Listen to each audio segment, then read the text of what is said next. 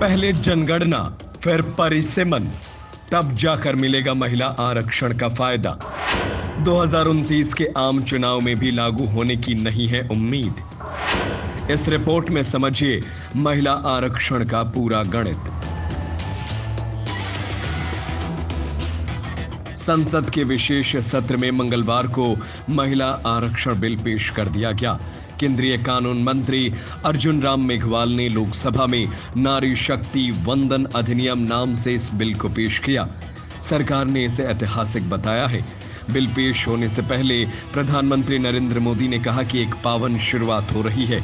अगर सर्वसम्मति से बनेगा तो इसकी ताकत कई गुना बढ़ जाएगी।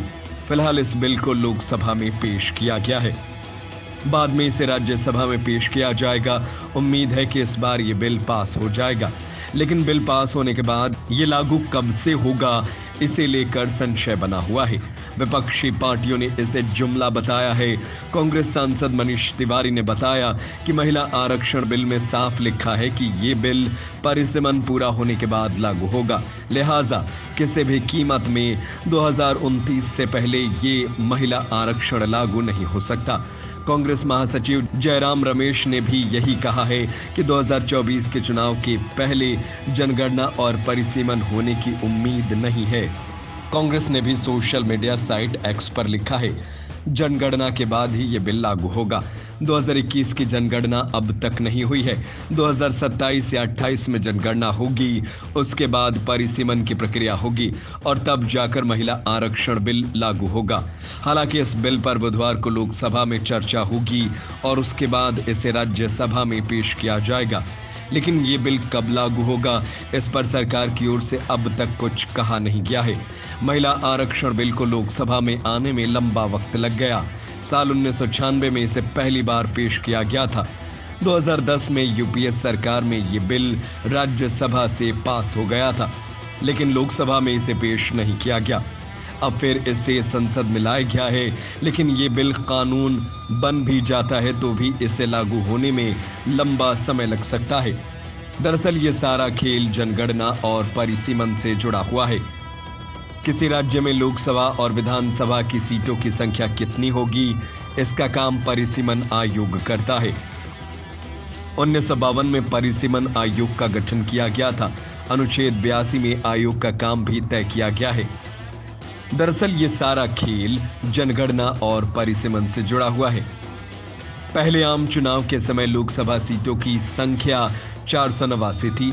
आखिरी बार 1971 की जनगणना के आधार पर परिसीमन हुआ था, जिसके बाद सीटों की संख्या बढ़ाकर 543 हो गई।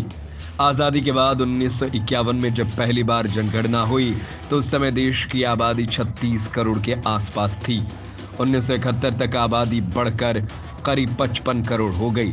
लिहाजा 70 के दशक में सरकार ने फैमिली प्लानिंग पर जोर।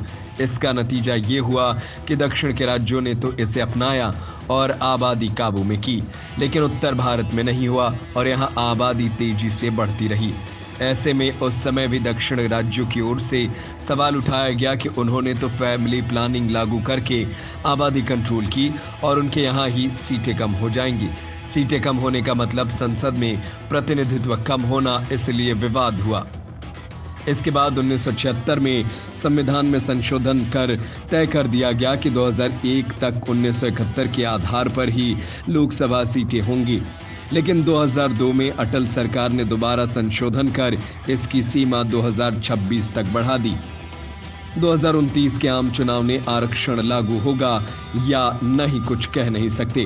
अटल सरकार में जब संविधान संशोधन हुआ तो प्रावधान किया गया कि 2026 के बाद जब पहली बार जनगणना होगी और उसके आंकड़े प्रकाशित हो जाएंगे तभी लोकसभा सीटों का परिसीमन किया जाएगा। अभी तक तो 2021 की जनगणना ही नहीं हुई है और 2026 के बाद 2031 में जनगणना होगी। इसके बाद ही लोकसभा सीटों का परिसीमन होने की उम्मीद है। अगर ऐसा ही हुआ तो 2024 छोड़िए, 2029 के लोकसभा चुनाव के वक्त भी महिला आरक्षण लागू करना मुश्किल होगा।